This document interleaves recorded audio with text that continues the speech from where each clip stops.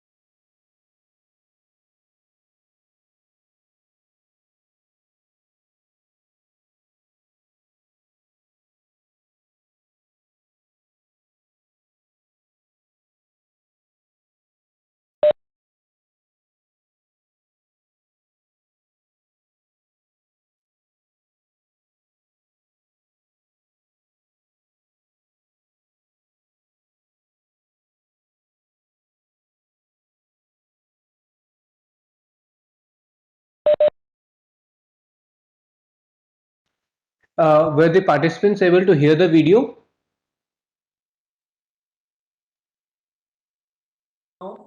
No. You weren't able to hear the video, right? Hello? No.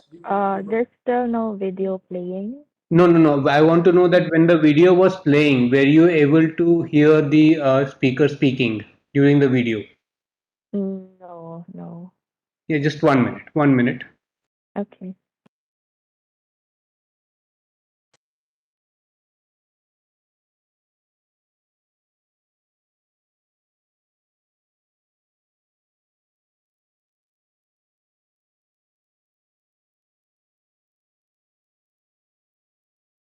Good morning, everyone. I am Ridhima Behel, and I'm an economic and statistical analyst with the Asian Development Bank. Uh, Today, we are going to start with the topic of regional IO analysis. So, let's just start with the presentation. So, firstly, we are going to look around the structure of multi-regional input-output table. Then we are going to have a look upon the inter-regional and intra-regional IO multipliers, spatial linkages, and then we'll see how we can use the MRIO to have an impact analysis of India and Australia FTA. So let's just start with the basics of multi-regional input-output framework. As you already know from the previous presentation, the single input-output framework, it analyzes the interdependence of industries in an economy by looking at the goods and services they produce in the form of outputs and consume in the form of inputs in the process of producing each of their own output. So the multi-regional input-output framework, it simply extends this analysis to many economies. Now, in order to perform a level of analysis, we need to compile the multi-regional input-output table. And why there is a need to compile? with the growing interest in in analyzing the impact of globalization and international fragmentation of production, the role of SUTs and IoTs, they have been revitalized. MRIoTs, they have been proven useful in three key areas of analysis. First is the international trade, which involves analysis in the trade in value added, global value chain, and bilateral trade balances. Second, MRIoTs can be used for economic and environmental application, such as regulation and taxation, and studies on the footprint of production activities around the world. For example, for the performance analysis of carbon footprints. Lastly, MRIoTs, they play a key role in analysis involving labor markets and globalization. So topics under this key area, they include income distribution, impact on jobs, labor productivity and wages, and employment content of the trade. So we have a certain amount, like databases for the input-output tables. So the ADB MRIO database, it covers around 63 economies, of which 43, they are consistent with the World Input-Output database. 19 are ADB economies and one economy represents the rest of the world. The transactions now currently the ADB MRIO database, it has data for the years 2000 and from 2007 to 2020. So let's look at the structure of MRIoTs. So out here we can see that we have three like countries. One is the country 1, then the country 2, and ROW, it stands for the rest of the world. We label the countries in the row, and then in the column, if you can see, the green one, I'll explain it in a while. So accompanying each economy in its respective productive industries. Now we indicate each industry by a code that is from C1 to C35. Now, for example, agriculture industry, it is represented by C1, and air transportation sector, it is represented by C25, and so on. And then in the green, they represent the final demand transaction. So each final consumer is presented by a code from F1 to F5. For example, the household consumption, it comprises of F1, while the gross fixed capital formation represents the F4. Now, out here, each row, it indicates the amount of output that is produced by each country sector, separated into intermediate products or the goods and services sold to the firm for their own production, and the final products, which are goods and services sold for the final consumption by household and the government of a capital formation.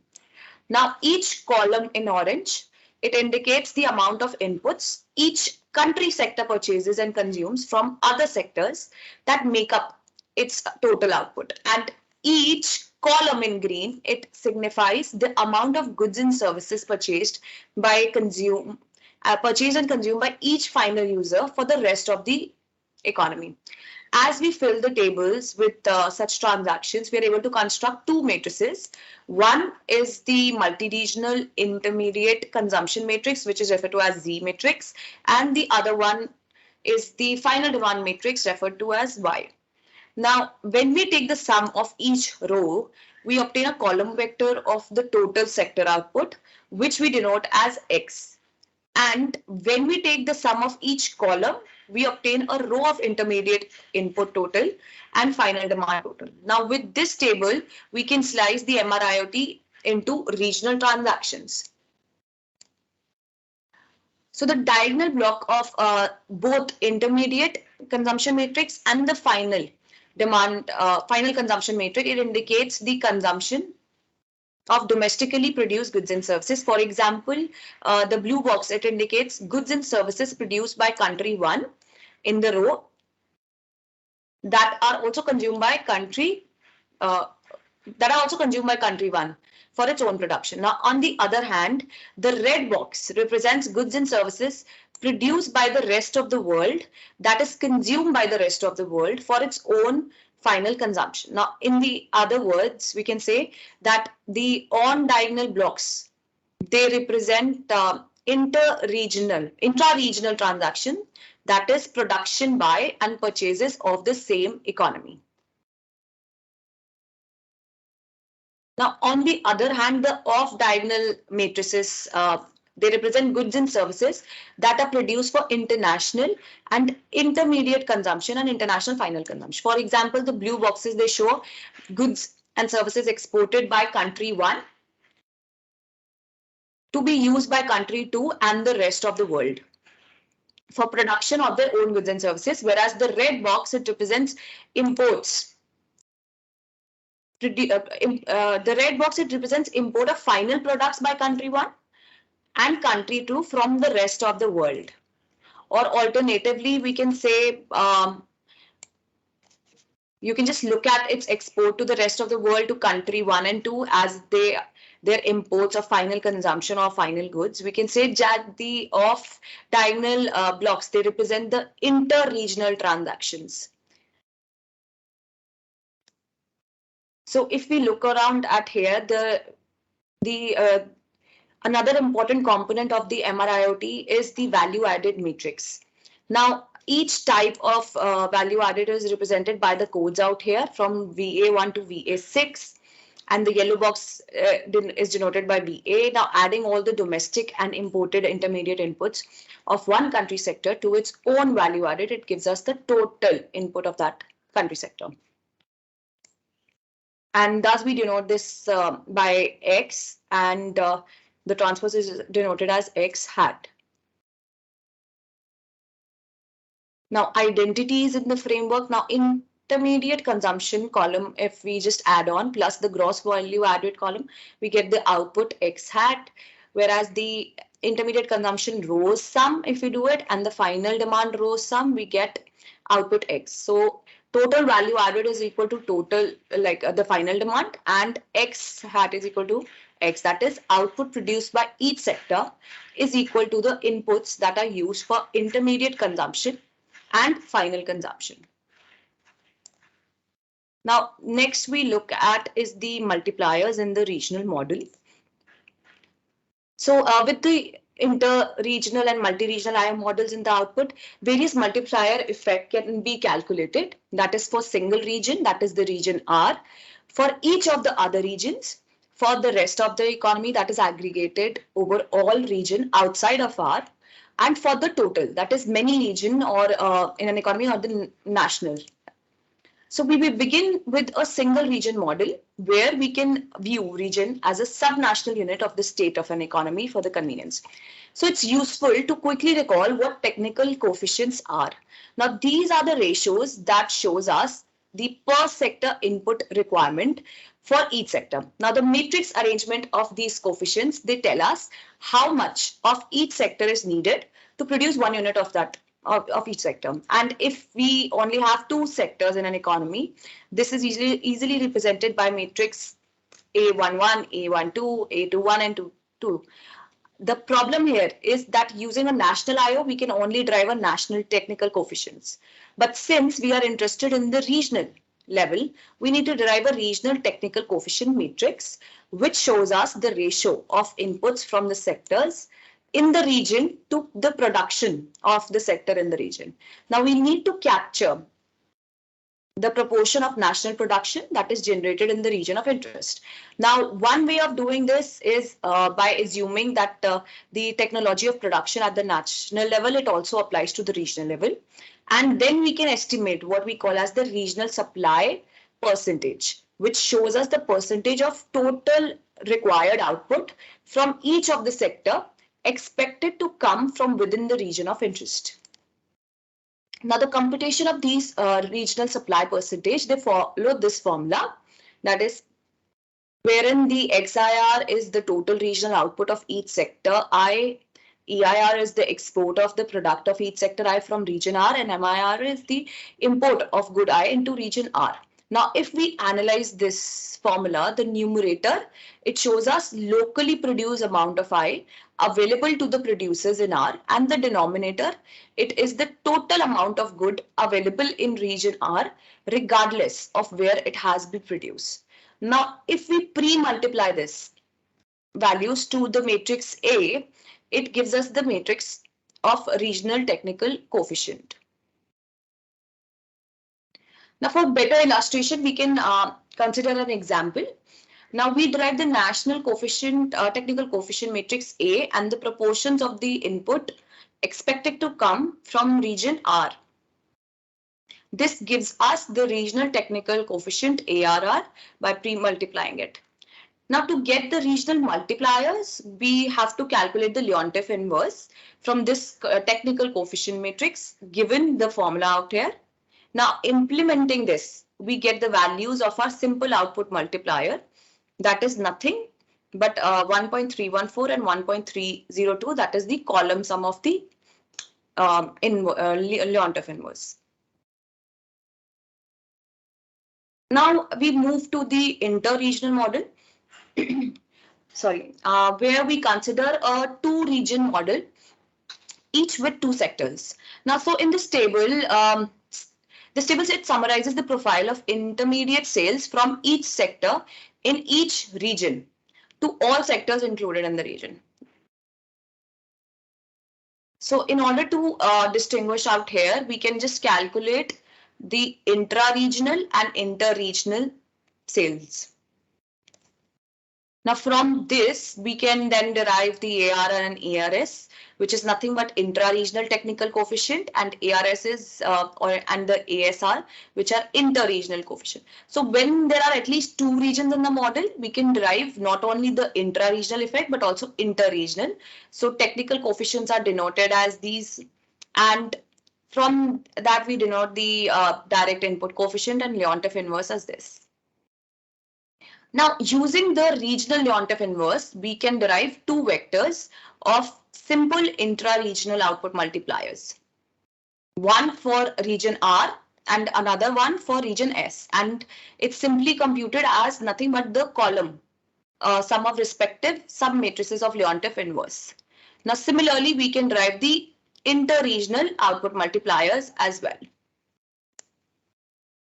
Now, moving to the national effect that can be also calculated, we have to take into account the inter-regional and intra-regional effects.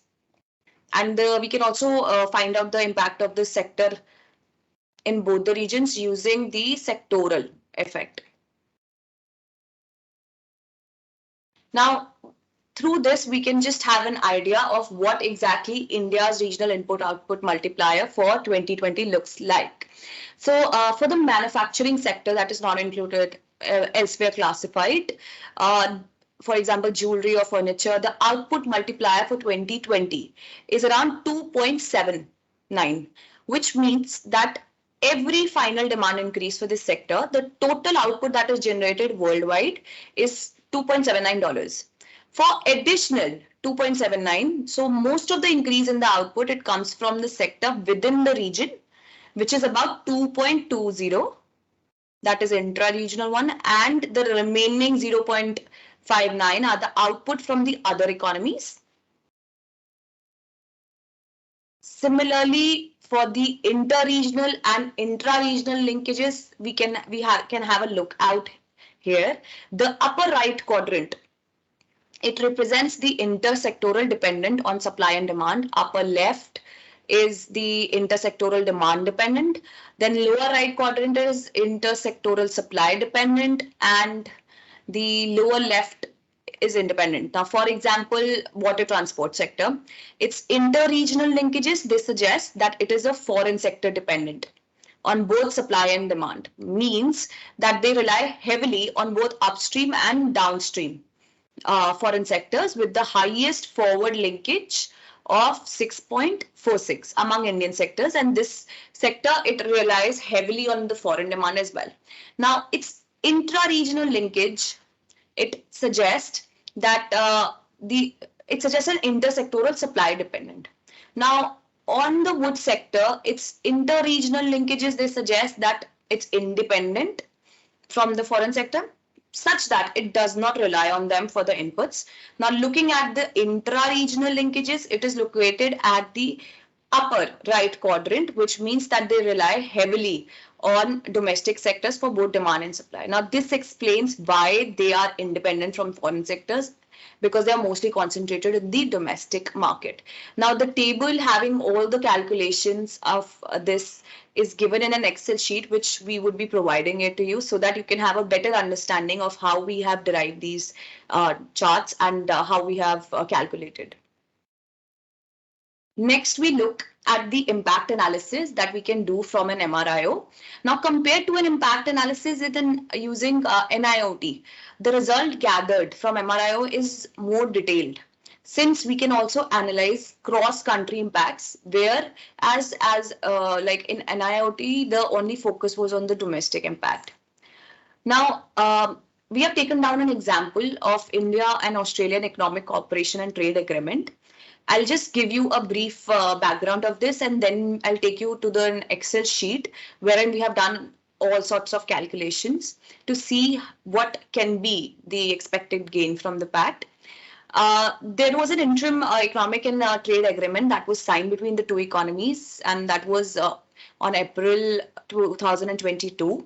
Now, these are the things that were decided that the pact will be providing. Now, in the next 5 years, the evolution of tariffs will cover around 100% of India's merchandise to trade to Australia.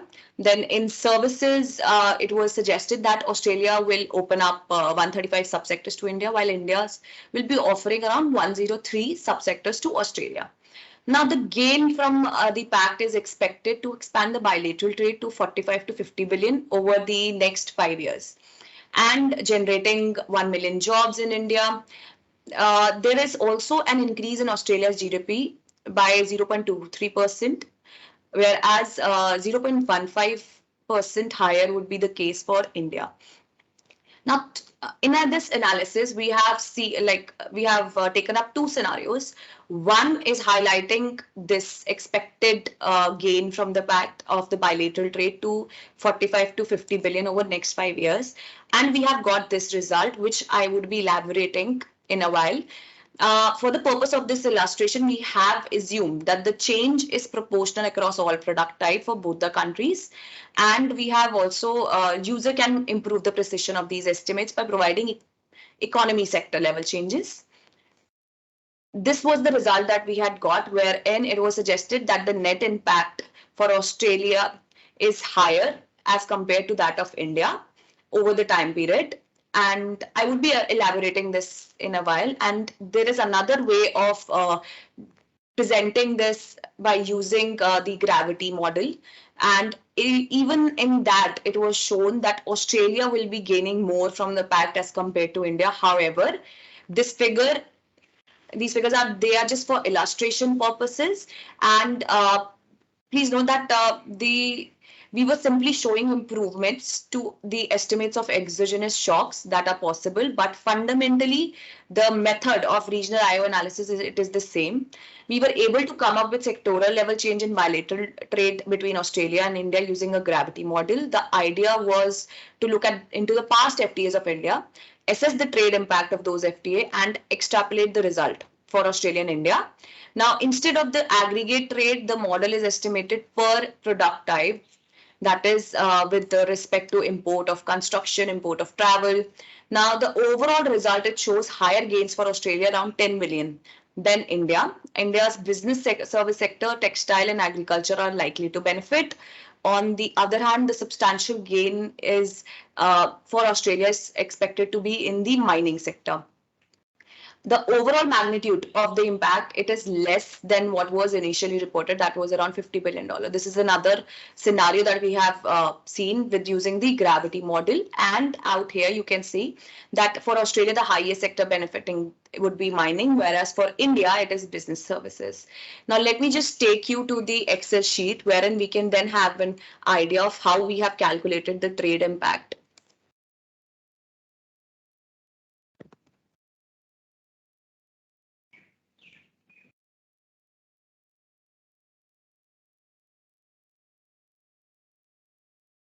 So out here, we have just given a background, like I had told before, of the India-Australia Economic Cooperation and Trade Agreement. Then we looked upon what exactly is the total bilateral trade in goods between Australia and India. It stood around 22 billion in 2021.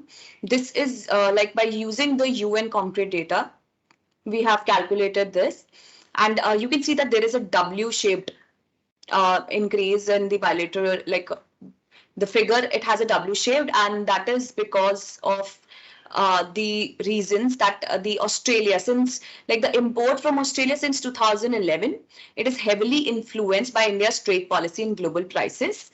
Now, there has been a decline in 2012 that you can see, that was mainly because of a number of factors, but not just limited to these, such as oil prices. Then there was global slowdown that was there.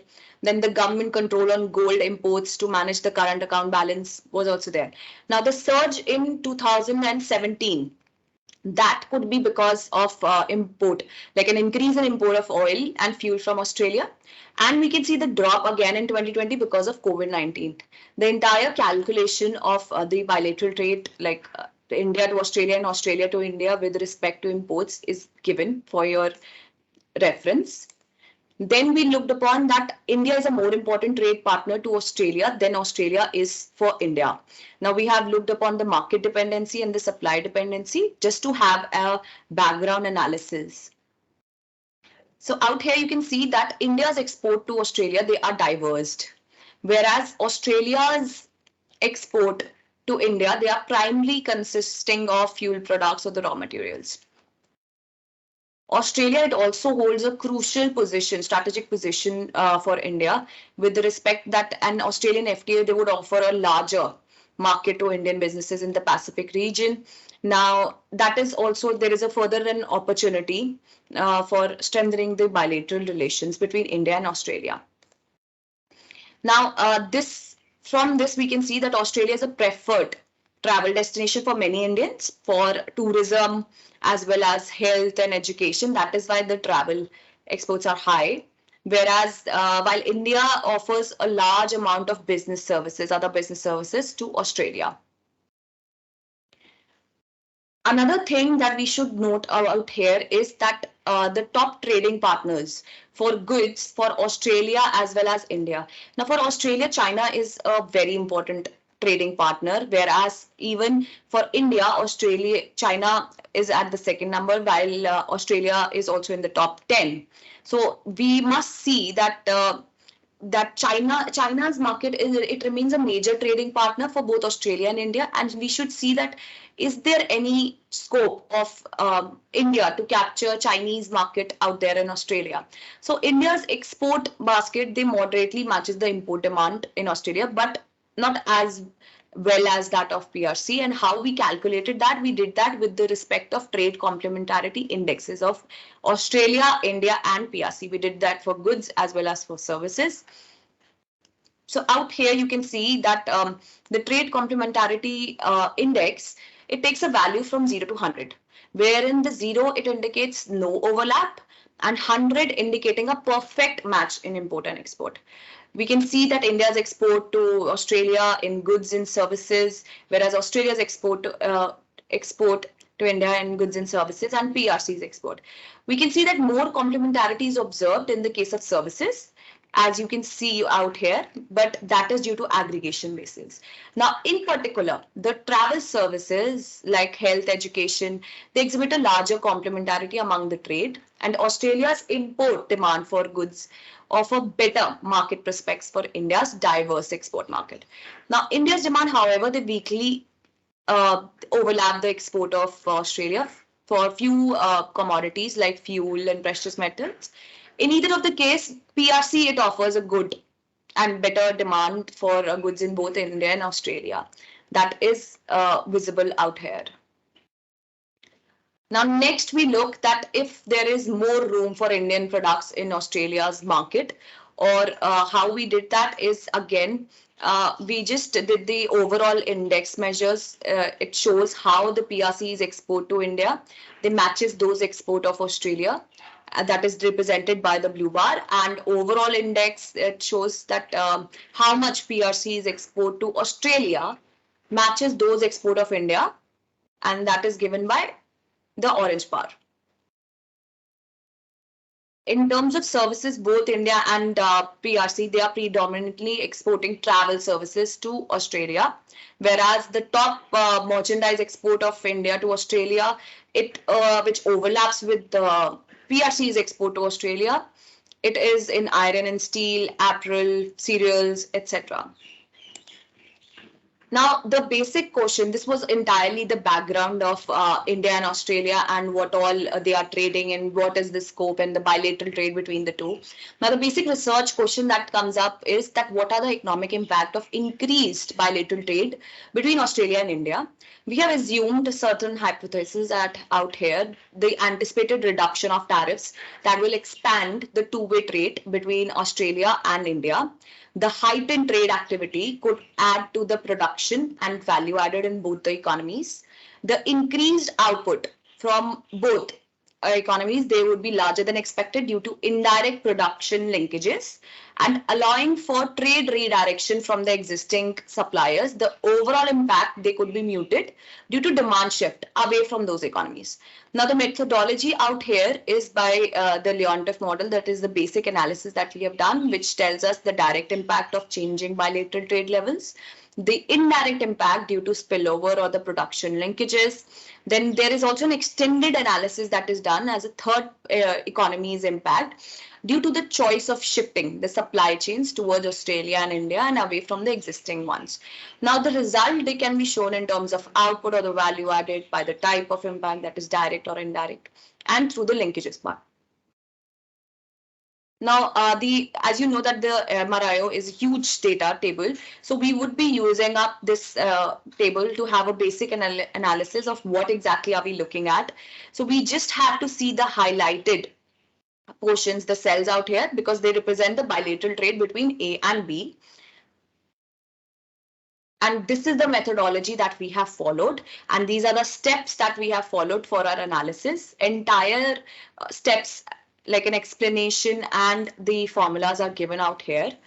Now we need to first take what we have taken is from the ADB MRIO, we have taken the tables and we have calculated the technical coefficient matrix A. Now, as you can see, this is a huge table. That is why we were using the simplified version to do the calculations. Now, from this, we have defined the step 3 is to define the exogenous changes in the bilateral trade. Now, over here, this is a scenario that we have assumed, taking into consideration what we were told that the expected gain from this pact is that the bilateral trade will increase from 45 to 50 billion over the next 5 years. So out here, we have assumed this scenario. And therefore, the baseline is out here, the export of Australia to India and export of India to Australia. This is the user defined one. And for the purpose of this illustration, we have assumed that the change is proportional across the product type for both the countries. The user, they can improve the precision of these estimates by providing economy sector level changes. Now, step 4 is to apply the change to appropriate technical coefficient A matrix and apply appropriate changes to the final demand. Now, we calculate the value added to the output coefficients. That is done out here. Then we diagonalize the value added coefficient and diagonalize the final demand vector as well, and we calculate the impact of gross output per economy and sector using the Leontief model, whereas the Y is nothing but the diagonalized final demand vector. So what we have done, we have just put down, we have calculated all of this by putting the formula M multiplicative inverse, and this is done for across all sectors and across all industries. Then we calculate the impact of value adding using this formula, wherein Y and V, they are diagonalized value added coefficient and final demand matrices. The final result is this that we come across, and from the result we can say that the in value added terms, the direct impact to Australia is higher as compared to India, and it could be seen out here as well.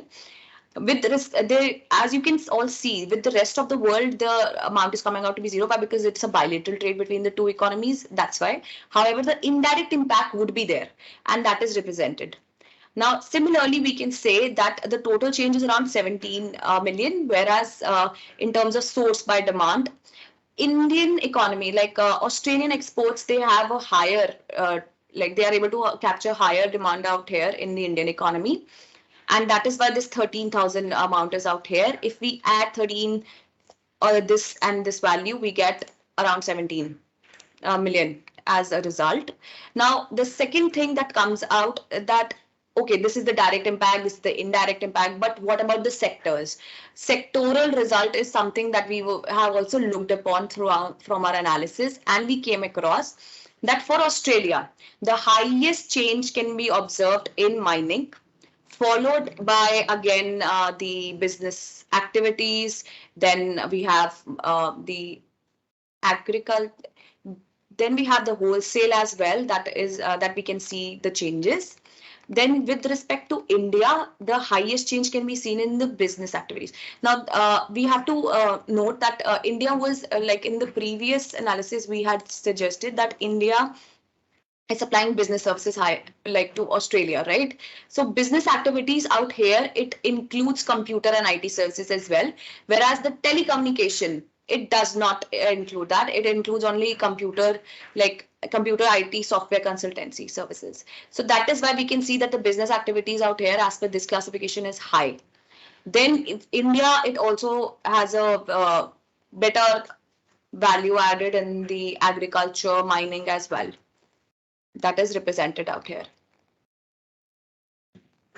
Now, next we look upon is if we extend this analysis, allowing for a shift in the supply chain, then what can be the result? So if we have to offset the change in technical coefficients in Australia and India from the rest of the world, such that the technical coefficients at the economy level, they do not change. Likewise, we offset the changes in the final demand as well, and such that the original final demand does not change. Then we diagonalize the final demand. Again, we just have to diagonalize this.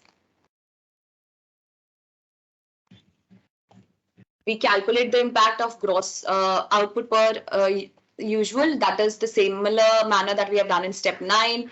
And again, the impact that we have done out there in step 10, that is just similar to that. The result that we get with this redirection is out here.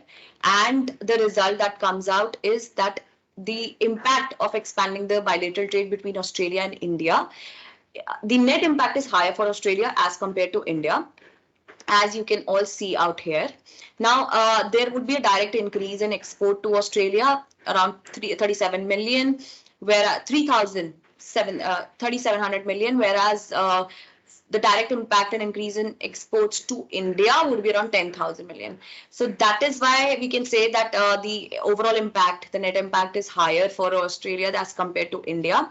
There would be some spillover from the trade redirection that is coming out here negative. Why? Because that just tells us what would be the impact to the rest of the world because of the bilateral trade out here. And that's why this is very substantial and very like minute. If we look around the trade, like the overall impact, net impact out here, that is 1.38%, and out here it is 0.36. If you divide this, like we, because it's for 5 years, so the per year we can say that an average annual impact is around 0.707% for India, whereas it would be around 0.28% in 5 years for Australia. That is similar to, almost similar to what was stated earlier, that there would be an increase in Australia's GDP by 0.23%, whereas for India it would be 0.15%. Again, the main aim of going across this and expanding our analysis was just to make you familiar with the methodology. This is again based on the scenario that we have assumed, and that is out here. We have also assumed that the change is proportional across all product type for this. We can change this scenario, and if we are provided with the data from India, and we can have an impact analysis of India with Australia or any other country that it is doing an FTA. We can use that data to have the impact of India over its past FTAs as well, and we can see the result. So this was just a hypothetical example, and we have also suggested, like in the PPT, the example by using the gravity model. That's why the result was a bit changed. So we mainly wanted just to make you familiarize with our methodology, and that's why we have used this example. If we are provided with the data, then we could do a better analysis and provide you with the concrete result of the FTA and if it is beneficial or not. That's all from my side. Thank you so much.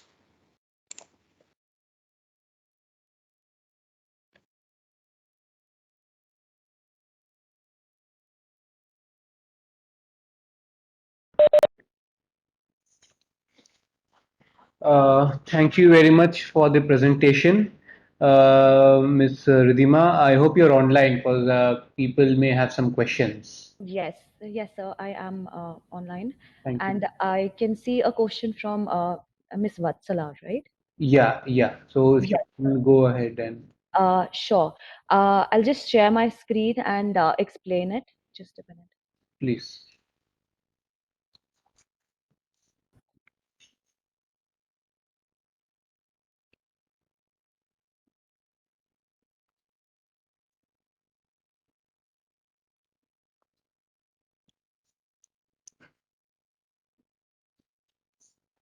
Is it visible? Yeah, yeah. We can see it. Okay, so the question was about trade complementarity index. Yeah. And as you all can see out here, it measures the degree to which the export pattern of one country it matches with the import pattern of another one. And the value can be between 0 to 100, with 0 indicating that uh, no overlap, and the 100 one indicating that a perfect match in export and import. So the calculation that Ms. Vatsala has asked, entire calculation is given just below the worksheet itself, how we have got the graph and everything. So out here you can see all the reporters and what is the China, Australia and India's export as well as import.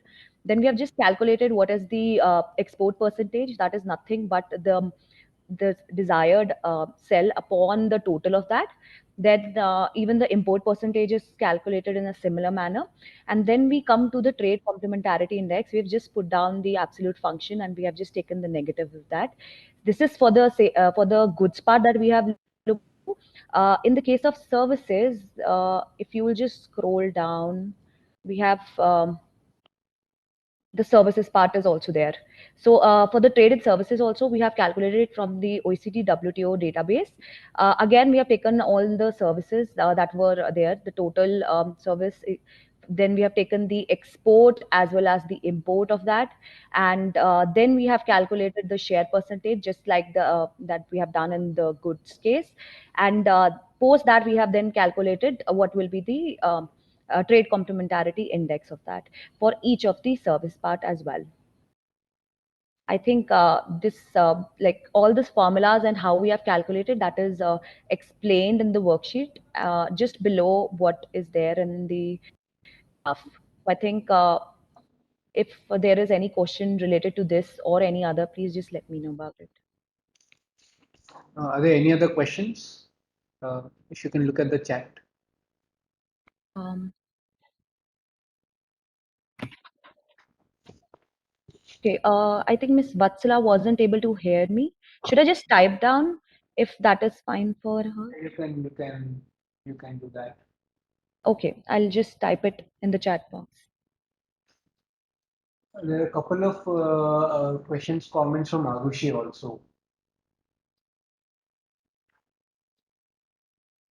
Actually, Arushi is a consultant with us, and she has answered Isha's question that was there.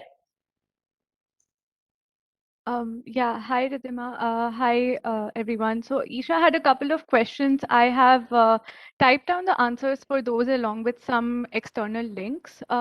If there are any additional doubts or clarifications, I'd be happy to take those as well from yesterday's presentation. Um, and yeah, please feel free to put any additional queries in the chat box. Thank you. Um, just I have a few questions. I'm just waiting if everybody I can ask mine.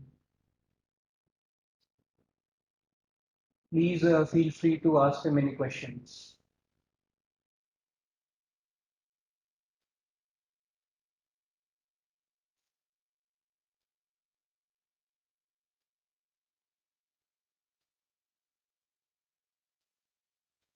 Okay, I'll just ask a few questions from my end. Thank you for the presentation. My first question, can you just again elaborate technical coefficients? Is it the share of each sector in the total output column wise of each sector? As in the share of agriculture to agriculture, the share of mining to agriculture, the share of services to agriculture. Is that a technical coefficient? Ridhima? Uh, should I, Ridhima, would you like me to take that? Sure, Arushan. Sure. So, thank you for the question, sir. So, in the case of technical coefficients, what we are trying to show is that it is the proportion of direct input requirements from each sector. So, for example, if we have, let's say, let's take the column of the agriculture sector. Suppose we say that our agriculture sector takes 5 units of inputs from the manufacturing sector. And then we say that the total output of agriculture comes out to be 100. So if we divide 5 by 100, that is gives us, I think, 0.202. So that would be the technical coefficient of the agricultural sector's linkage with the manufacturing sector. So it's just a proportion of how much direct input requirement one sector needs from another sector, and that is given by each component of the A matrix. And this is calculated on the column values, right? Not the row. Correct. That's the right. So that's the column values for each sector that we take. So the Great. column And would the multipliers are done on the technical coefficients.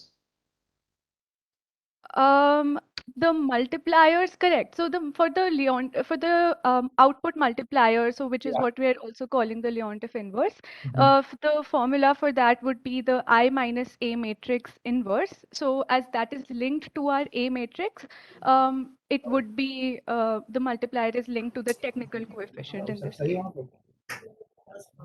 Okay. Miss Vatsala, you have a Vats.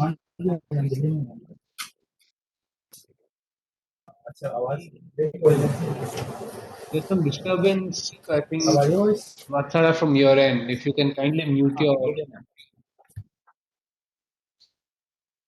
Yeah. Ms. Ridhima, so I have a few questions on the slides. If you can kindly go to slide 21, if you have it Sure. in front of you. Just a minute.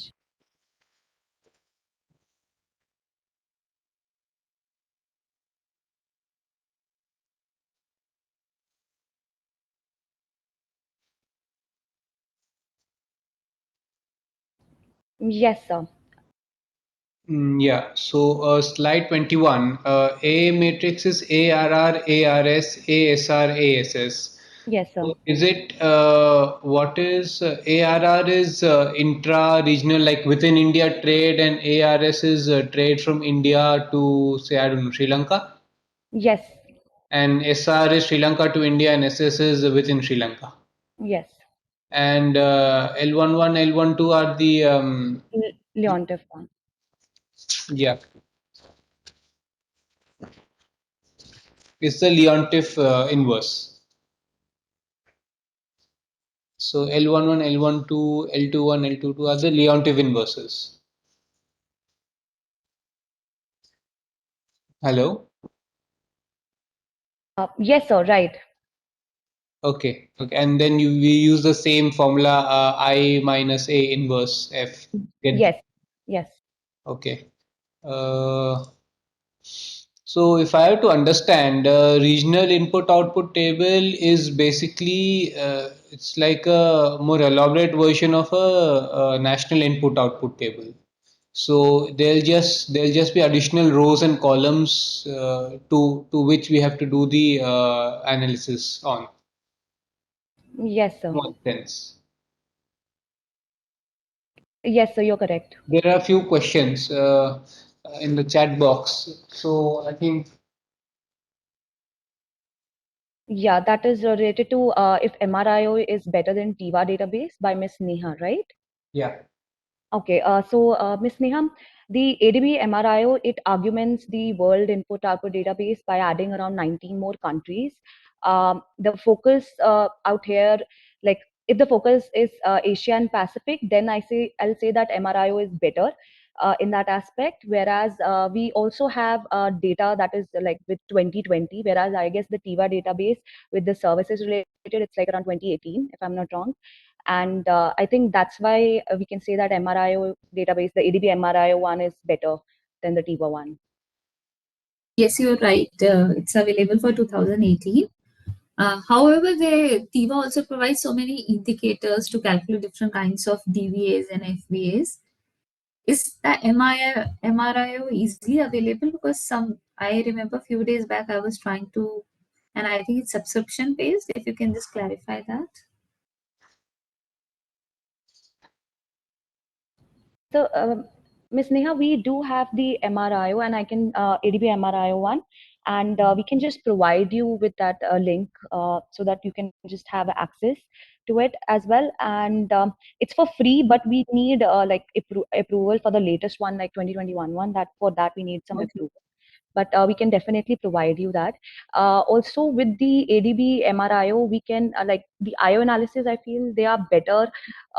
Like in the sense for if you have an analysis over the spillover effect, so for that I guess the ADB MRIO one, it is better as well. Okay, I would love to explore this database also because I have been using TIVA and I was Yeah, quite ma'am, keen you on should. using this. Yes, ma'am, you should definitely have a look at this as well. And I feel that if in case your analysis is suited to the spillovers with respect to specific regions or countries inside, outside the economy, where we can Okay. just inject a shock. In this case, it was lowering of barriers of trade. Then we can actually explore that, and I think we can have an analysis based on that. And the MRI or ADB would be really like helping you out to access, like have an like you can just see what will be the impact of other variables like employment also in that. So in that way, it will be really beneficial as well. Thank you so much. I'll definitely have a look at it. Thank Thank you. you. Yeah, I think Ms. Vatsala is facing some issues. I hope you can hear us now. Otherwise, I suggest if you can log off and log in again if the issue is persisting, because I think none of the others are facing any issues. Uh, and I hope, are there any more questions, or shall we move ahead with the next video recording? Yes, I just wanted to add one more thing. Yeah. Like Ms. Arushi has just shared the ADB MRIO link that you can just have a look in the chat box, and you can access all the calculations and the indicators from there. Great, great. Thank you very much. Thank you. So that was an interesting session. I think we are delving deeper into what the possibilities of input-output analysis, especially if we start broadening it to include multiple countries. So in the next session, we'll be looking at the idea of exports decomposition and how it can be done. I request if the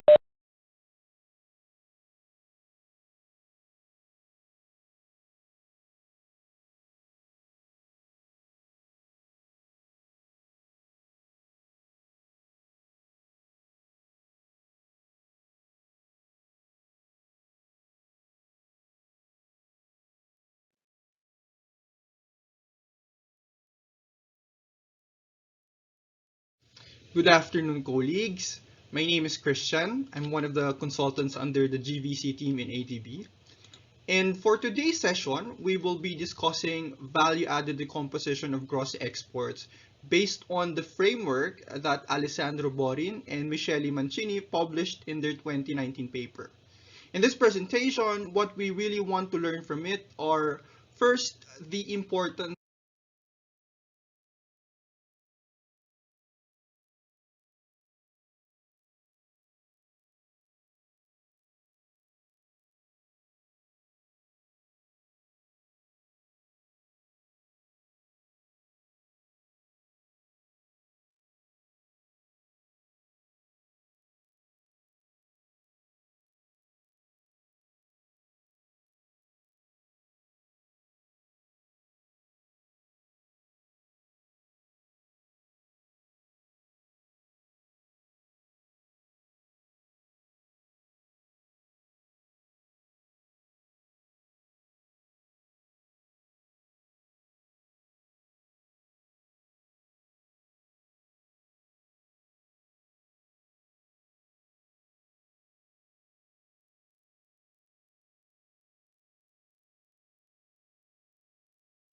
Good afternoon, colleagues. My name is Christian. I'm one of the consultants under the GVC team in ATB. And for today's session, we will be discussing value-added decomposition of gross exports based on the framework that Alessandro Borin and Michele Mancini published in their 2019 paper. In this presentation, what we really want to learn from it are first, the importance of decomposing gross exports into value-added components. Second, of course, the general framework on how to do this decomposition. And then, of course, lastly, and perhaps most importantly for us, is to be able to think of the methodology's application or how we may be able to use it to enrich our research relevant to global value chains. The Borin and Mancini decomposition methodology that we're going to learn is a generalized scheme of decomposing gross exports flow into its value-added components at the bilateral and bilateral sector level. More specifically, this framework decomposes gross exports data into exports of domestic value added that is directly absorbed by the direct importer, which we refer here to as TAVAX. By directly absorbed, we mean the value added embedded in the exported good or service was traded from the exporting country directly to the importing country, meaning the good or service wasn't processed elsewhere before it was absorbed by the importer. And then we also have domestic value added that is re-exported by the direct importer or REX, meaning after receiving the intermediate good from the exporting country, the direct importer processes it and then re-exports the processed good in another country. We also have domestic value added that returns home, which we refer to as REF, meaning those which eventually and ultimately that are re-exported back to origin country, which exported the value added embedded in the first place. Okay, and then we also have, of course, foreign value added embedded in the exporting country's exports. And lastly, we have the double counted intermediate trade, meaning by exhausting the components, we are able to determine through this framework the value added trade that are actually counted more than once by gross exports data. Okay, don't worry, you don't have to absorb all of this information for now because we'll go through each of these later. But what we want to glean from this is that these conceptually different components sum up to 100% of gross trade flow at the country level. So in the most simplified sense, we are simply disentangling and grouping gross exports into value-added categories so that when we add them back up together, the sum should be equal to gross exports itself at the country level, okay? And that each of these components will have different economic meanings and relative importance, representing different types of cross-country production sharing agreements. Why is it important to decompose gross exports data into its value-added components in the first place? Well, gross exports is a relevant statistic by itself. We are by no means discrediting the usefulness of gross exports data. If one, for example, interests himself in estimating the vulnerability of an economy when faced with exogenous shocks, gross exports might be a meaningful gauge for that. But to trace how this shock will propagate through its production sectors, we need a finer information than that. Of course, in a much simpler world where every country exclusively trade final goods and services, there's almost no need to decompose gross exports, right? Because final goods by definition are complete and no longer requires additional processing. Thus, the sum of gross exports in this case will simply be DAVAX, or those that are directly absorbed by the importer. But with the advent of global value chains and increasing trade in intermediate goods among countries, gross trade data masks the more complex patterns of international production sharing and other GVC-related information. In a detailed decomposition of gross exports will allow us to analyze the relative production position and structure of an economy, especially with respect to trade in intermediate goods within the context of GVCs. Apart from these, we will also later realize that gross trade figures include double-counted items which may or may not be relevant depending on the research question one asks. And for the simpler purposes of this presentation of introducing the framework on value-added decomposition of exports flow, for us researchers, there are really two important things we want to learn from this introduction. First is being able to disentangle from a country's export that portion of value added that is produced at home and that which is produced abroad. Second is being able to properly ascribe the finer allocations of value-added components across different bilateral and sectoral trade flows. Fortunately, we have existing methodologies that are residuals of improvements upon improvements by different scholars available at our disposal, which enables us researchers to answer empirical questions concerning these. So, just to give you an overview and to prove the point that the methodologies we have today are products of years of research by different scholars, this is a simplified scholarly lineage from which the current decomposition framework can be traced. So more serious readers can refer to Hamel's, Ishii and Yi 2001 paper and Johnson and Nogueira's 2002 paper for early attempts to extract GVC-related quantities from gross exports flow. GVC-related quantities, as we will later on learn in this presentation, are those value-added embedded and traded goods and services that cross more than one border, meaning it crossed 2 or 3 or even more borders.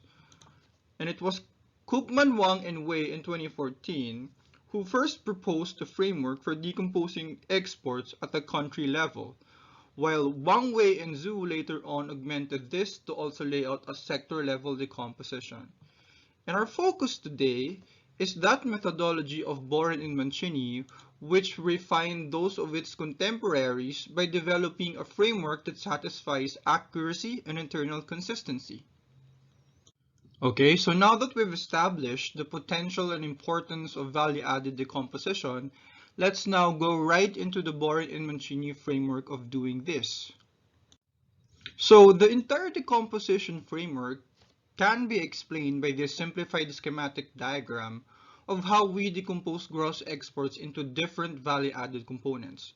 Don't worry, we'll go through each of these components one by one, but what I want you to pick up from this illustration is that gross exports is decomposed into three main components, namely that portion of gross exports associated to embedded domestic value added, foreign value added, and pure double counted terms. And that these main components can be further decomposed into finer components, each of which have distinct definition and economic importance. Okay, so let us now go through each of the value-added components. And as I've mentioned, gross exports can be decomposed into three main components. First, we have domestic value added, or the portion of gross exports that is attributed to its domestic content, excluding double counted terms. Foreign value added, on the other hand, is the portion of gross exports that is attributed to foreign content or from its imports of intermediate goods that it processed to produce its exports. And then we have pure double counted terms, which is simply the trade portion of gross exports that was counted more than once because of the back and forth re-exports of goods and services, which can either originate from home or from abroad. Focusing now on the finer components of DVA, or domestic value added, first we have DAVAX. DAVAX accounts for the domestic value added embedded in a country's exports that is directly absorbed by the importing country without passing through another country. And this can be further decomposed into DAVAX 1 and DAVAX 2. DAVAX 1 is the domestic value added embedded in a country's exports of final goods directly absorbed by the importing country. While DAVAX 2, on the other hand, is the domestic value added embedded in a country's exports of intermediate goods directly absorbed by the importing country. In this case, the importing country processes this intermediate good to produce a final good for its local final consumption. And note here also that DAVAX only crossed one border. meaning from the exporting country directly to the importing country. And this would constitute what we know as the traditional type of trade or production, as opposed to the international shipments that take place under a global sharing of production. In other words, as opposed to GVC related trade. So the remaining finer components of REX, REF, FVA, and PDC here would constitute GVC related trade, or those trade which crossed more than one border. Moving on to the next finer component of DVA, we have REX for re-exports, or the domestic value added embedded in a country's intermediate goods exports sent to and re-exported by a partner economy. Meaning these are intermediate goods exports of country S, the home country, to country R, the directly importing country, then country R processes it and then re-exported it to another country. Now, we have three finer components of REX. REX 1 is when the importing economy, country R, processed it to produce a final good, then re-exported this final good to a third economy for final consumption. While REX 2 is when the importing economy, country R, processed it to produce yet another intermediate good and then re-exported this new intermediate good to the third economy. And REX 3 is when the importing economy, country R, processed it to produce yet another intermediate good and then re-exported this new intermediate good to a third economy, and then it gets re-exported until it is eventually re-exported back to country R for absorption. And then we have ref for reflection, or the component of DVA which accounts for domestic value added in intermediate exports that are eventually re-exported back to the home country for consumption. And under here we have two finer components, ref 1 and ref 2. Ref 1 is the DVA in intermediates sent to and completed by the partner economy and then re-exported back as final goods to the home economy. While Ref 2 is the DVA in intermediates sent to and re-exported by partner economy and then eventually absorbed in home economy. So unlike in Ref 1, in Ref 2's case, before the value added eventually goes back to the country S or the home country, additional processing from a third economy took place. For pure double counted terms, we simply identify whether its origin is domestic or foreign. We label it PDC1 if its origin is domestic, while we label it as PDC2 if its origin is foreign. And of course, as I've pointed out in the earlier part of this presentation, because we are simply disentangling gross exports into its finer value-added components, when we add these finer components back together, namely the VAX 1 and 2, REX 1, 2, and 3, REF 1 and 2, FVA and PDC 1 and 2, this should sum up to gross exports. And just to briefly show you mathematically, this is among the general equations in the paper where we derive the finer components of domestic value added.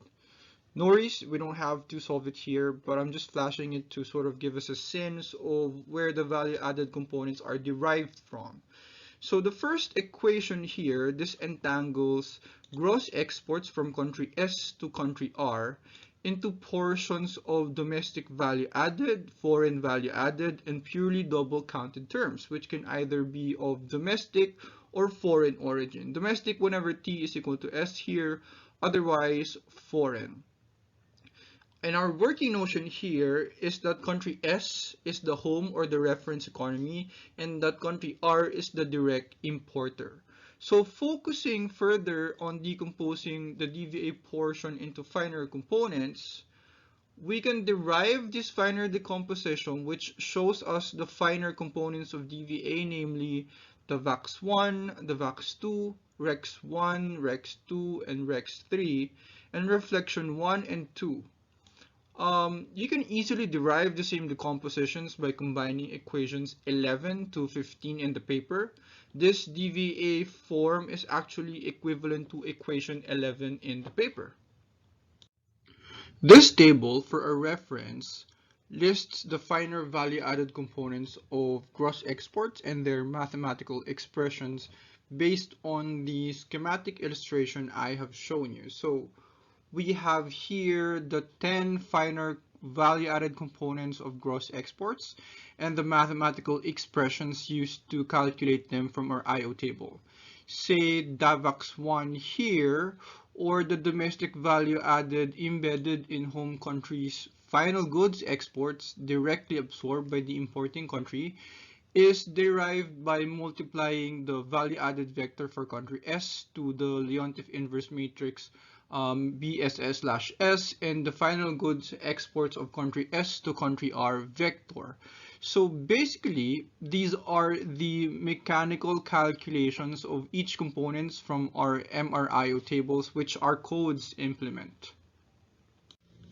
The framework also allows us to decompose exports at the bilateral sector level, and this is how we operationalize that. ADB MRIOTs have sector level data depending on the level of sector disaggregation that you need. But from there, we can extract gross exports data and then decompose it into value-added components. There are three main sectoral breakdowns discussed in the paper: by origin sector, by exporting sector, and by sector of final absorption. By origin sector is the approach where value added is counted to the sector where it originated from. It is in the sense that we consider this as an approach that is based on forward linkages. On the other hand, by exporting sector is the approach where value added is counted to the sector which exported the good. And it is in the sense that we consider this as an approach that is based on backward linkages. And by sector final absorption is the approach where value added is counted to the sector which absorbed the good. This distinction may be important depending on your research question. Say, for the sake of illustration, we have country A with two sectors, sectors 1 and 2. Now, Sector 1 produced an intermediate good, say a semiconductor, which Sector 2 processed to produce another good, say computer. And then Sector 2 exported these produced computers. By taking origin sector approach, the value added embedded in the exported computer associated to the semiconductors used will be counted to in Sector 1. Okay, now if we say on the other hand, we take an export sector approach, this same value added will be counted to Sector 2, the sector which exported the processed good involving semiconductor as an input. Finally, if we use a sector of final absorption approach, this value added will be counted to the sector in the importing country which absorbed the export. Okay, the different approaches are operationalized by diagonalizing the appropriate matrices in the equations we've just seen. Diagonalize V matrix for the origin sector approach, and then we diagonalize the VB matrix for the export sector approach, and we diagonalize the Y matrix for the sector of final absorption approach. As we've learned from the decomposition framework, we can identify which among the value-added components would fall under the traditional type of trade, or those traded items which do not cross more than one border, and those that would fall under GVC-related trade, or those traded items which crossed at least two international borders before being absorbed in final demand. DAVAX 1 and 2 would fall under traditional type of trade, while all the remaining value-added components, the REX, the REF, FVA, and PDCs, satisfy the condition for GVC-related trades. So, to quantify a country or a sector's GVC-related trade, we simply subtract its DAVAX components from its gross exports flow. And to measure a country or a sector's relative GVC-related trade share to exports, we simply get the ratio between its calculated GVC-related trade and its gross exports flow. Alright, just to illustrate more clearly, a country's GVC-related trade would be the sum of its REX 1, 2, 3, BREF 1, 2, its FEA and PDCs 1 and 2 components, and its relative share to gross exports gives us a sense on how deeply involved the country is in the international sharing of production arrangement. Alright, so let's do some quick exercise. Whenever India exports computers to Singapore for final consumption, would this be part of India's GVC related trade? It wouldn't be part of India's GVC related trade because this is actually part of its DAVAX 1. Alright, next. Whenever India exports semiconductors to Singapore, which Singapore processes to produce computers for its final consumption, would this be part of India's GVC-related trade? Again, the answer is no, because this is actually part of India's DAVAX 2. Suppose now that India exports semiconductors to Singapore, which Singapore processes to produce computers for exports back to India. Is this part of India's GVC related trade? The answer is yes. It is part of India's GVC related trade. In fact, it would fall under its REF1 component. On the other hand, suppose India exports semiconductors to Singapore, which Singapore processes to produce computer parts to the rest of the world. Is this part of India's GVC related trade? Again, the answer is yes. In fact, this is part of India's REX 1, which is part of its GVC related trade. Alright, at this point, we will apply the framework we have just discussed to analyze India's decomposed exports profile.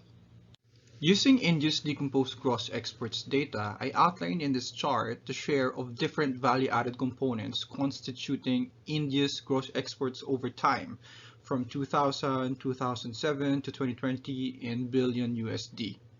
Okay, so as you can see, the majority, or about 64%, of India's gross exports flow is made up of its DAVAX component, or those that are directly absorbed by its direct importers, either as final goods or intermediate goods exports of India. And India's GVC related trade, meaning its gross exports minus DAVAX, or those trade that cross more than one border, makes up about 36% of its gross exports flow, largely coming from its FEA, about 18%, and its REX components, about 17%. We see that the shares of the components have remained stable since 2000 until 2020. So it'll be interesting to analyze how these components develop in the first year of COVID, since the team will soon be publishing our 2021 MRIO tables. Now, in this chart, I show the share of India's value-added components, but at the sectoral level for the year 2020. Aggregate here represents the country's average for 2020, and we can use this as sort of a reference point to rank which sectors have relatively larger shares of GVC-related trades. So that sectors above this reference point are those sectors that are more involved with GVC-related trades than sectors below it. In other words, these sectors have lower DAVAX shares and higher sum of REX, REF, FEA, and PDC shares. Private households and public administration sectors are an outlier because obviously these almost do not export at all. So it's mining, water transport, real estate, and wood sectors have the highest GVC related trade shares among India's sectors, ranging from about 71% for its mining sector and about 57% for its wood sectors. Interestingly, much of the GVC related trade of these sectors are from their foreign value-added component. Okay, and on the other end of the chart, we have India's personal services, textiles, and leather sectors with the least GVC related trade share of only about 20 to 22%. So most of the value added embedded in exports of these sectors are actually absorbed by its direct importers. For interested researchers, our team produces this value-added decomposition of gross exports for the 62 economies in our MRIO tables, both at the aggregate and sector level, for the years 2000, 2007 to 2020. As I've mentioned, the team is currently working on publishing the 2021 MRIO tables, which will also update other GVC indicators, including value-added decomposition until 2021. So please stay tuned for that. And we upload these data sets on our mrio.adbx.online platform. More specifically, you can find the Borin and Mancini decomposition dataset under downloads and then ADB MRIO GVC indicators, then Borin and Mancini framework, and then exports decomposition. Okay, you may request access to Miss Irene Talam, whose email address is indicated in this slide. We welcome interested researchers who want to work on these indicators we produce and who want to study and apply these in their research endeavors. So yeah, we very much look forward to working and providing guidance on these with researchers, so please let us know. Just to recap some of the lessons we have touched on this lecture, we have the following conclusions. With the advent of GVCs and increasing trade in intermediate goods among countries, gross trade data, as we have realized, will mask the more complex patterns of international production sharing and other GVC-related information. So this introduction to Borin and Mancini's exports decomposition framework allows us to differentiate the value-added components of gross exports, each of which has its respective economic meaning, which allows us to address different empirical questions in trade. And as we've shown, with an internally consistent and accurate decomposition framework, it enabled us to more accurately quantify the traditional and GVC-related types of trade of a country or a country sector. So it is our hope that this brief introduction to Borin and Mancini's decomposition framework equips researchers to analyze a broader scope of empirical investigations on global production networks.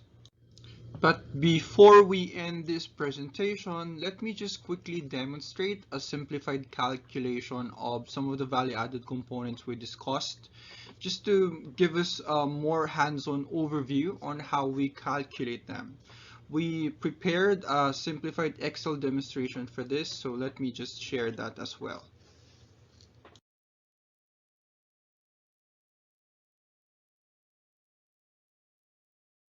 Okay. In this demonstration, I will be calculating some of the value-added components we discussed using an aggregated 2020 multi-regional input-output table in millions of USD between India, USA, and the rest of the world. So we have aggregated the sectors here for each country into three, namely primary, manufacturing, and other sectors, okay? In this IO table, so we have here this 9x9 matrix that I am highlighting, which represents the intermediate goods trading among each sectors of the countries. So this yellow block here represents the domestic intermediate sales among sectors in India. The blue block representing among sectors in USA, and the green block among sectors in the rest of the world. This block here represents Indian sector's intermediate exports to sectors in the USA, while this block represents the intermediate imports of Indian sectors from sectors in the USA. Okay, so this matrix this one represents the final goods sales among sectors for each of the economy. And then this is our total output vector, which simply sums the intermediate and the final goods production of each sector in each country.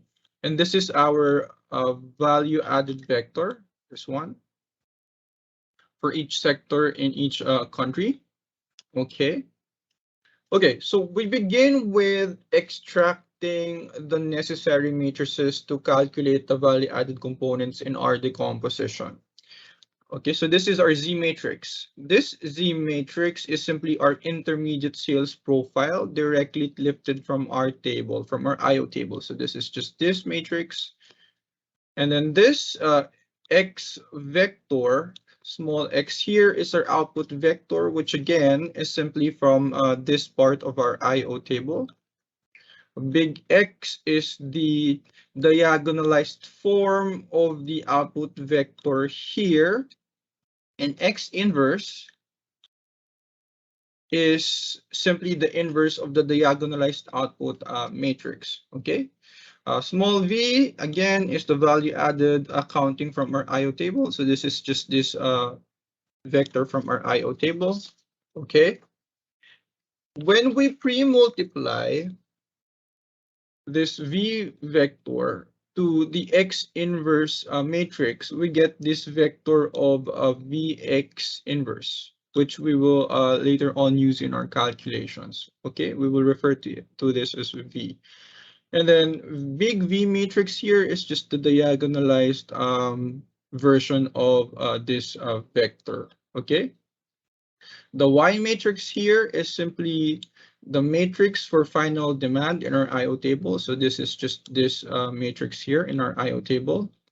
Then we simply disentangle the domestic and the foreign components from that Y matrix by zeroing out appropriate blocks. So if we're getting the domestic, we're just zeroing out the off-diagonal blocks. If we're getting the foreign, we're just zeroing out the diagonal blocks.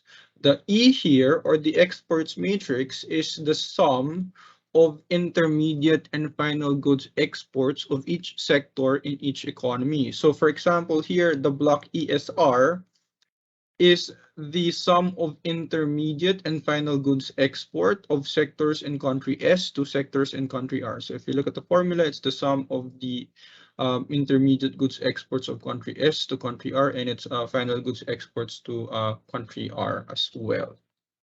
Okay, A here is the matrix of technical coefficients, which is derived by pre-multiplying the Z matrix to the X inverse matrix. And if we get the inverse of the resulting matrix from subtracting the A matrix to the I matrix, we get the global Leontief inverse matrix B, which accounts for the direct and indirect effects of production in each sectors for each economy. Okay. But suppose instead, if we plug in this equation A/S, where A/S is one, is when we zeroed out the intermediate exports of country S to country R and its intermediate exports to country T to isolate its domestic production. So in this case, if we plug this in, we will get a version of the Leontief inverse matrix that is B/S. So this is our B/S Leontief inverse matrix, which we will also later on use in our calculations. Okay. If instead we isolate the domestic components of the A matrix, so meaning the diagonal blocks only from the A matrix. So suppose instead we've only isolated the diagonal blocks here, the yellow block, the blue, and the green, and then we've zeroed out the off-diagonal blocks from this matrix, and then we plug that into this equation. What we will get is a local Leontief or a domestic Leontief inverse matrix, which only accounts for the direct and indirect effects of domestic production. Okay. So now that we have calculated for the necessary, or we've extracted the necessary matrices, we can move on to this worksheet, which in the interest of time, we will try to derive in just DAVAX1, DAVAX2, and REX1 from the IO table. Note that country S here is India, country R is for USA, and country T for the rest of the world in our notations. So we also have here, if you will notice, attached the table, which lists the formula for deriving each component for our reference. So these are the formulas we'll follow to derive each of the components, okay? All right. Let's first group India's exports to USA, ESR, between its intermediate goods exports, this ASR, XR, and its final goods exports, okay? So the final goods export of India's primary sector is given by the primary sector's SR element from our Y matrix. So let's just get the SR element from our Y matrix. So this is that. Then we just drag the formula to supply the values for our manufacturing and other sectors as well. The intermediate goods exports, ASR XR, of India to USA can be calculated by multiplying the ASR block from our A matrix and our XR vector. So we just do that multiplication of the matrices. So let's get first the ASR block from our A matrix. So the A is R block, so that's this block, and then multiply that to our XR vector. So the total output for country R, which is this vector. Okay. So that India's total exports to USA is given by summing its intermediate and final goods exports to USA. So let's get that.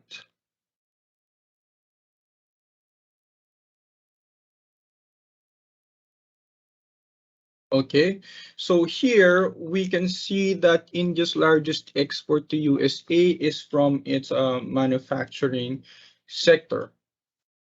All right, so let's now try to solve for DAVAX1. So that's the question that is being asked here. For the domestic value added embedded in India's final goods, exports that is directly absorbed by USA given by the matrix multiplication VS, VSS/S, and YSR. So we simply extract these matrices, then implement the matrix multiplication. Okay, so let's get India's value added vector first. So we can just simply get that from our computed VX inverse and just drag it for each of to supply the values for each of the sectors as well. Then we get the BSS block from our Leontief inverse matrix where we've isolated domestic production B/S. So let's get the BSS block from that. So this is our B/S matrix, and then we get the BSS block, which is this block. Okay. All right. Let's do the matrix multiplication between VS and BSS/S. So let's multiply the matrices we have so far. Okay. Now, since we are doing a sectoral breakdown, right, between primary, manufacturing, and other sectors, there are three approaches we can implement that we have discussed in our lecture, right? So we have by origin sector, by exporting sector, and by sector of final absorption.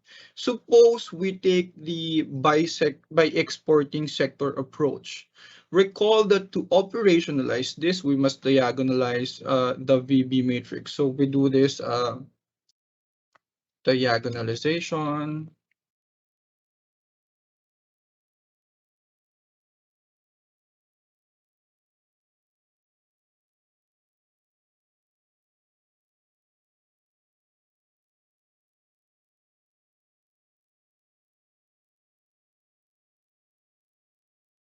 Okay.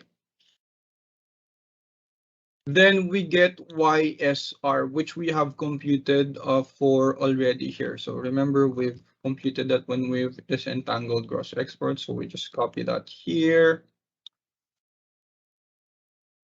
Okay.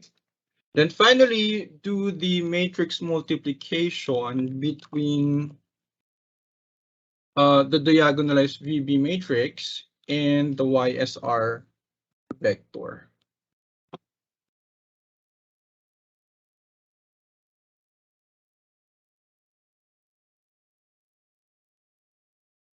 Okay, so we now have in just DAVAX1 profile for each sectors. And again, in terms of DVA embedded in its final goods exports to USA, it is largest for India's manufacturing sector. And India's total DAVAX1 to USA is 22,570,000,000 USD. Right now, let's try to solve for DAVAX2, or the DVA embedded in India's intermediate goods exports directly absorbed by the direct importer, in this case USA. DAVAX2 is given by the multiplication of these matrices, VS, VSS/S, ASR, BRRD, and YRR.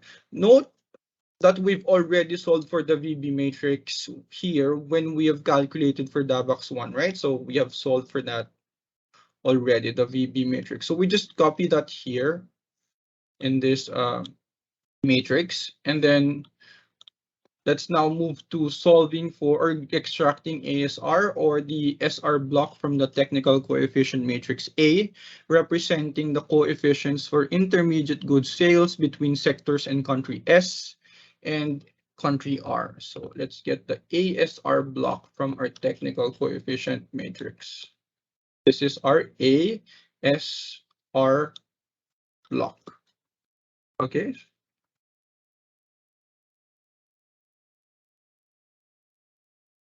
Now, BRRD is the RR block from our local Leontief inverse matrix. That's why we have the D for domestic superscript here. So let's just get the RR block from our local. So this is our local Leontief inverse matrix, right? So just get the RR block from there.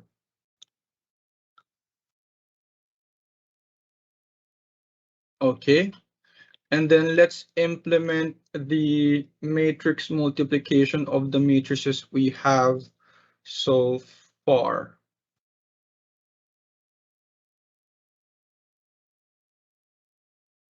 So we have this.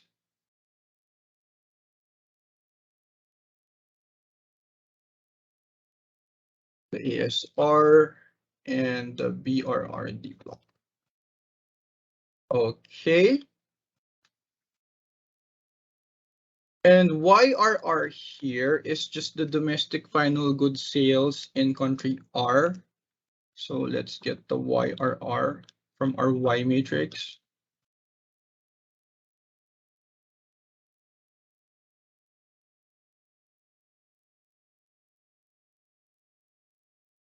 Okay.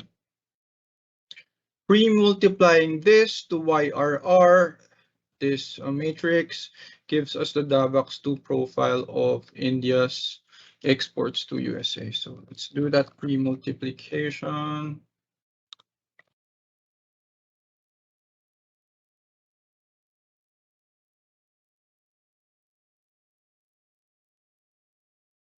Okay. Let's do that again. Let's try that again.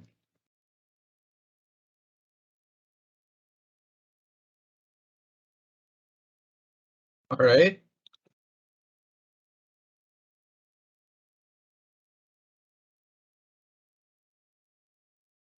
We see here now that although manufacturing still has the highest value added embedded in just intermediate goods exports to USA, other sectors here have a larger share than what we observed in DAVAX 1. Okay, so total DAVAX 2 and India's exports to USA is 20,724,000,000 USD. All right, now let's move on to Rex 1. Okay, or the domestic value added embedded in India's intermediate goods exports to USA. So it's intermediate goods exports to USA, which USA processed to produce a final good that it re-exported to the rest of the world. Rex1 is given by multiplying these matrices, the multiplication of the first four of which we have already derived when we calculated for DAVAX2, right? So this is the same matrix as this matrix. So we just copy that here. And why are you here simply becomes YRT, since we only have basically a 3 economy setup in our aggregated IO table. And YRT is just the final goods exports of USA to the rest of the world. So we just get that from our Y matrix. YRT. Okay.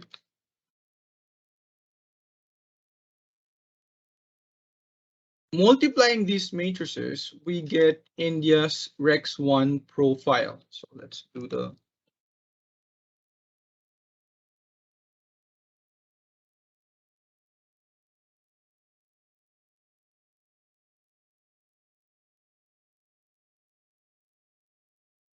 okay, and we see that of India's total exports to USA, or its gross exports to USA, 1,341,000,000 of USD of that is Rex 1.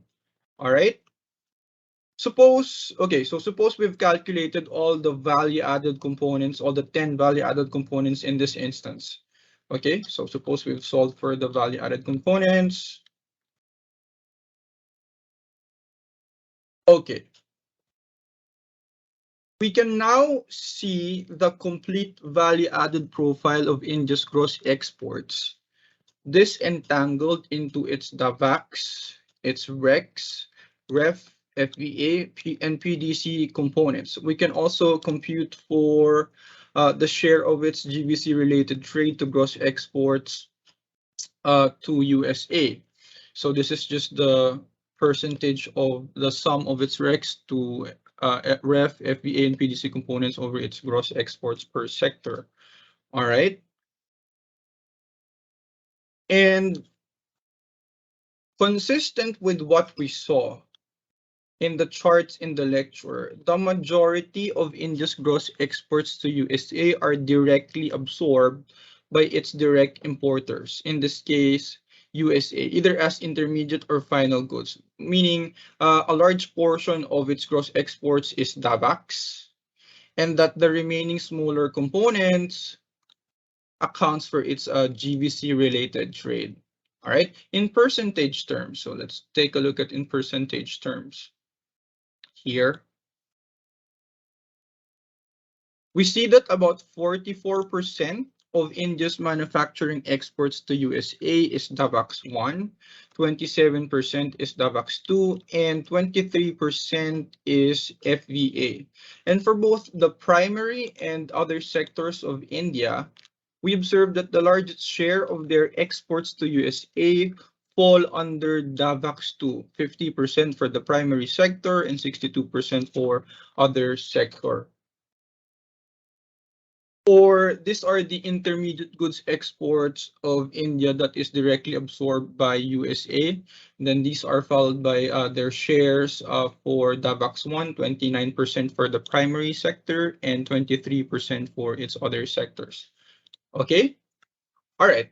So as I've mentioned, this is just a very simplified example to give us a more hands-on overview on how to calculate the value-added components.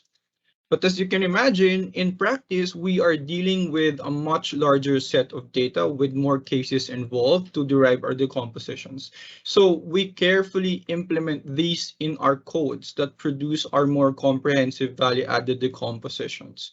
Here, I've simply demonstrated some of the information and basic analysis you can make from the decomposition. But by taking advantage of our published value-added decompositions, you can definitely implement a more advanced analysis as other researchers have done in the past. All right. Yeah, thank you. This is the end of my presentation.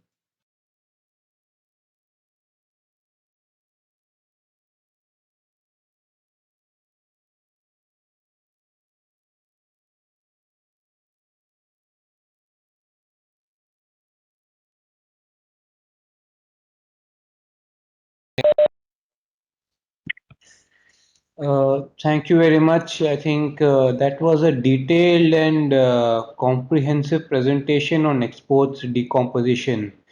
It showed basically, I think, the depth of analysis that needs to be done, even at a very simple and granular level. I'm sure the participants would be going back to this and the other presentations and trying those exercises by themselves before they are also comfortable with the level of analysis that ADB is doing. The floor is open to any questions if anybody is interested. I think the speaker is also online. Hi, Vishnu. Good afternoon to you. I'm reading a question from Isha. Can you hear me? Yes. Hello? Yeah, all right. So, yes, the short answer to your question is yes, we produce GVC participation rates as well. That is based on our MRIO table. And this will be further discussed by Julian, the speaker for tomorrow's session. So, yeah, stay tuned for that as well.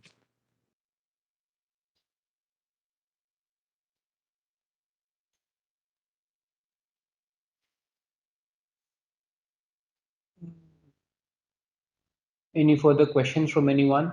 I think the speaker from the previous session, Miss Rima, is also there. So any questions on that? And Arushi is also there. So any further questions on IO analysis, including from yesterday, can be shared.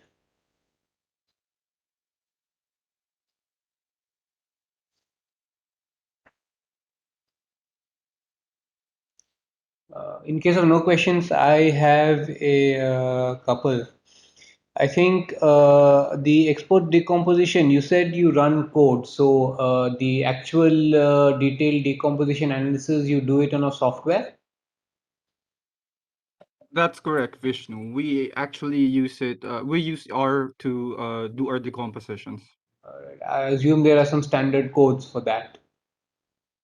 The codes we're using right now are in-house, so we developed it ourselves.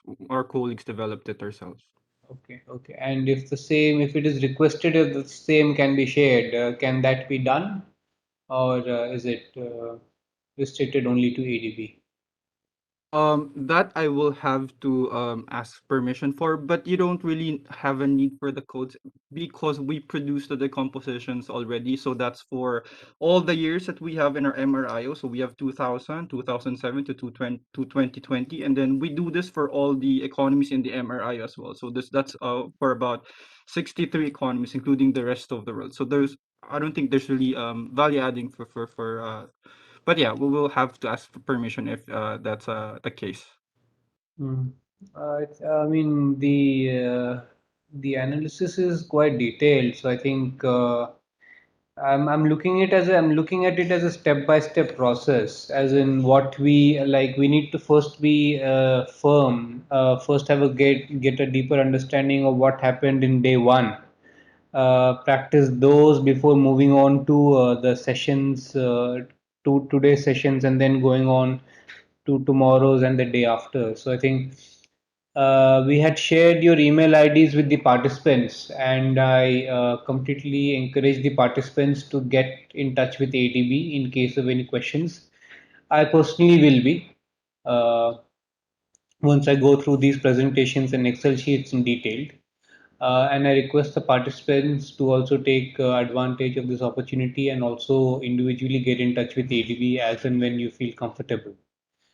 Um, and I think I will close this session in case there are no further questions.